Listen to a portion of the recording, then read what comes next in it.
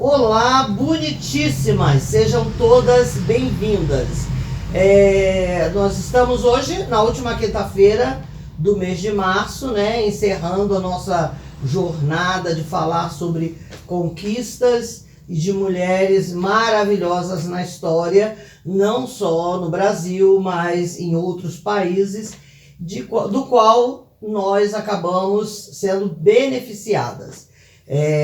Antes de mais nada, não estamos aqui defendendo, levantando bandeira de feminismo e de movimento feminista, mas sim, defendendo sim, porque é através delas e desses movimentos é que nós adquirimos tantas conquistas, né? Hoje, para encerrar, eu quero dar uma breve continuação ao texto que nós compartilhamos na semana passada, Isaías, capítulo 54, versículo 1, e hoje eu nem vou ler o versículo todo, eu vou ler basicamente quase o finalzinho do versículo, vamos dizer que é o início da parte B do versículo, que diz o seguinte: porque mais são os filhos da mulher solitária. E aí eu gostaria de falar um pouquinho. Essa palavra solitária, apesar que a primeira coisa que faz é a gente pensar naquele vermezinho nojento. Nós vamos esquecer o verme. Solitária, essa palavra se refere a uma cela de uma penitenciária, aonde uma pessoa que está detenta, ela é colocada por ter praticado talvez algum ato de violência, de agressão contra alguém. Mas eu achei bastante interessante que no final da explicação sobre essa palavra, vem a palavra surdo, que no nosso caso nós podemos usar como surdo. E fiquei refletindo um pouco sobre isso. Bom, acredito eu que uma cela solitária para punição, para castigo de alguém que teve um ato agressivo, uma rebeldia, alguma coisa, criou algum tumulto, para até servir de repente de modelo para outras, né? Fica numa sala isolada, fechada, por vários dias, e a gente vê muito nos filmes, né? Quando tem temas ligados à prisão, que é um apavor para eles quando diz que vão ficar na solitária. E é muito interessante porque quando Deus se refere comparando Jerusalém com uma mulher e fala que ela tem que cantar e se alegrar, e diz que os filhos da solitária são maiores, há muito mais filhos do que a mulher casada. E é interessante que já no Novo Testamento a gente vê essa citação, e essa citação se refere a muitas mulheres que ficaram viúvas, que foram abandonadas, e se elas não tiverem alguém por elas, elas vão ficar numa situação difícil. E aí muitas das vezes essas mulheres, elas criaram situações para superar a situação em que estava e produziram de uma maneira fantástica. Então, essa comparação da palavra surda relacionada à palavra solitária, o surdo, é exatamente a situação que durante décadas, séculos, aconteceu de nós mulheres não temos voz.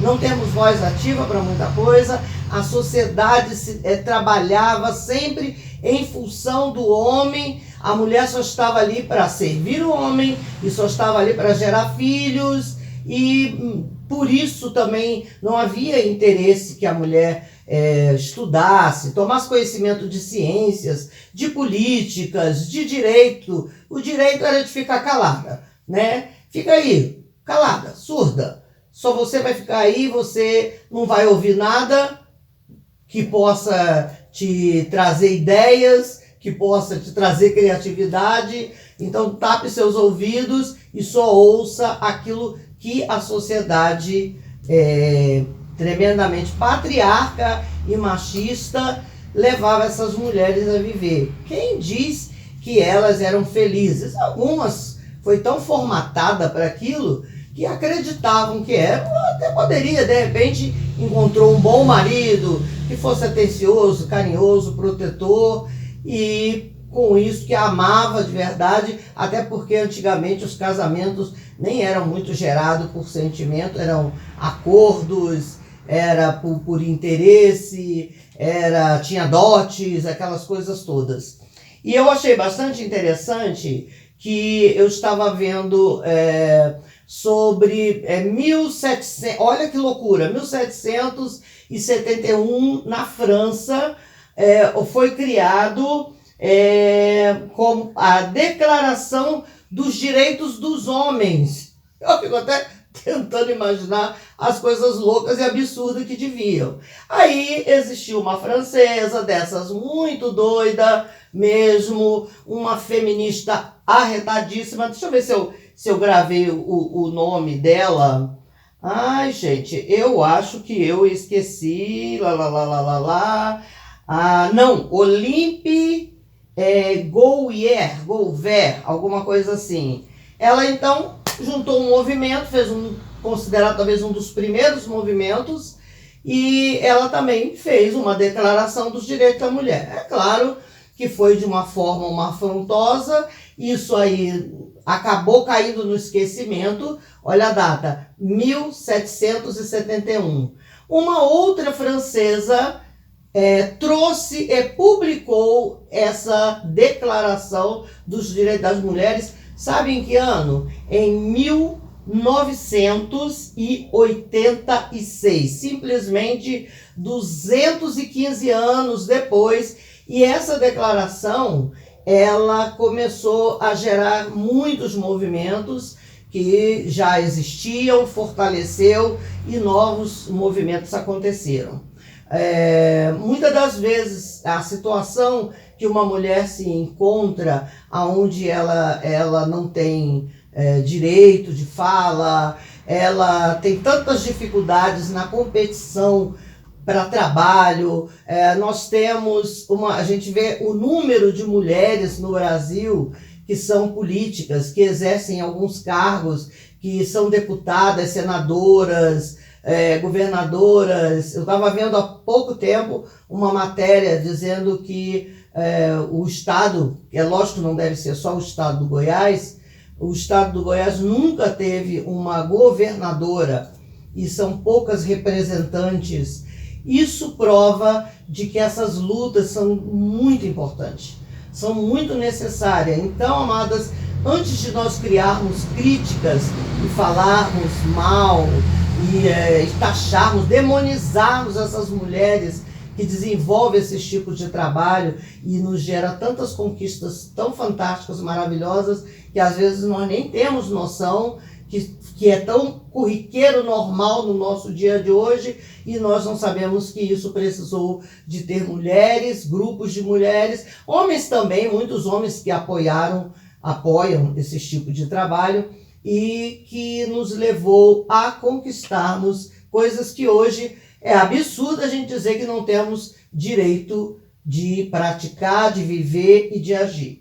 Então eu gostaria muito de desejar a cada uma de nós dias de conquistas, dias de bênção de Deus. Se você olhar a Bíblia existe diversos textos que faz com que nós venhamos entender a importância do papel da mulher na sociedade, na religião, na família. E parabéns para mulheres que muitas das vezes sozinhas, abandonadas, desprezadas, mal vistas, elas conseguem criar suas famílias de uma maneira grandiosa. E outra coisa, muitas pessoas acham que não, mas existem tantas histórias de mulheres. Eu quero citar o nome de algumas feministas brasileiras e também fora do Brasil. Aquelas que os nomes não forem nacionais, não sei se eu vou estar pronunciando tão certinho, mas você já vai ter ouvido falar. Eu queria começar com uma brasileira, negra. A gente acho que pode considerar ela talvez a primeira. Foi Dandara. Dandara foi casada com Zumbi dos Palmares E quando ele foi morto, ela governou e liderou também o Quilombo. Então, Dandara, como eu já falei logo, acho que na primeira semana, Nízia Floresta, que tem uma história fantástica na questão da educação. Gostaria de falar da Pagu. A minha favorita é a Berta Lutz, né, bióloga, cientista, uma mulher incrível que viveu no século XX. Angela Davis, que fez parte do movimento feminista nos Estados Unidos na década da 70, do movimento dos Panteras Negras, é viva ainda hoje, é uma mulher fantástica, que tem uma fala fantástica que nós deveríamos conhecer. Conceição Evaristo e Djamila Ribeiro.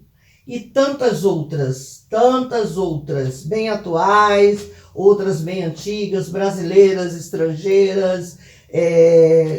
São movimentos fantásticos. Década de 60 surgiu um movimento fantástico de mulheres, né, para combater tantas coisas e em referência exatamente à liberdade, ao direito de expressão e de fala, e deixarmos de vivermos uma vida dentro de uma solitária. Enfim, movimentos fantásticos. Conheça, queridas, conheça. Você vai ver muitos movimentos dentro das igrejas também, dentro dos campos religiosos também, aonde nós vamos poder ver trabalhos maravilhosos que são feitos.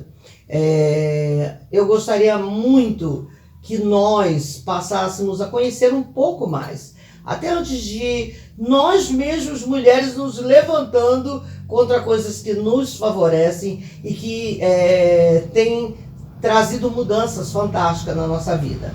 E que Deus possa estar nos abençoando.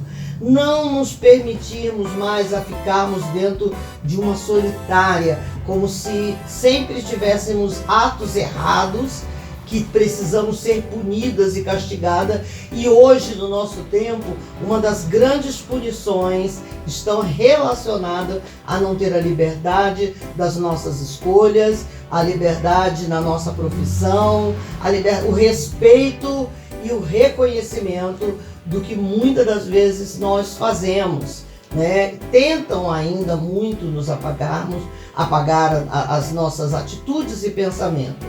Então, querida, que Deus possa te abençoar ricamente e que você não permita mais que te coloquem dentro de uma cela solitária, porque, como diz o texto, as solitárias vão ter muito mais filhos, e filhos são as produções, é o que produzimos no nosso trabalho, na maneira como criamos nossos filhos, na maneira como relacionamos com os nossos maridos, como relacionamos na nossa igreja, na nossa comunidade, como nós defendemos causas que são de Deus e benéficas para a vida de uma mulher feliz e satisfeita, como diz o início do versículo, cantando e regozijando.